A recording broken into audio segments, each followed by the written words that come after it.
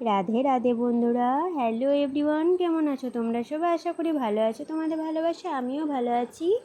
আর এই ভিডিওটা হচ্ছে রথের দিন সকালের ভিডিও। তো আমি আপলোড দিতে একটু লেট করে দিলাম, তার কারণ হচ্ছে আমার কাছে একটু টাইমের অসুবিধা, মানে একটু টাইম ছিল না, একটু অসুবিধা ছিল। তার জন্য আমি এডিটিংটা করে তারপরে পরেই ছাড়বো।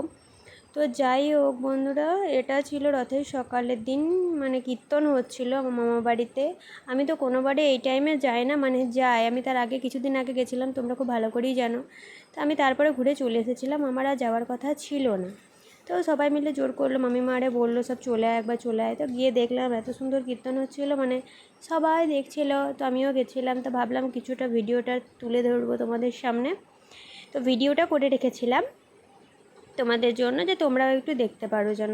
দেখো এখানে দিদারে সবাই বসে আছে, সবাই কত সুন্দর কীর্তন শুনছে, আর কত লোক হয়েছিল দেখো। মানে এত সুন্দরভাবে কীর্তন হচ্ছিলো, সেরকম মানুষও এসেছিলো, আর সবাই মন দিয়ে কীর্তন শুনছিল। এতটা সুন্দরভাবে হচ্ছিল না, মানে বলার মতো না।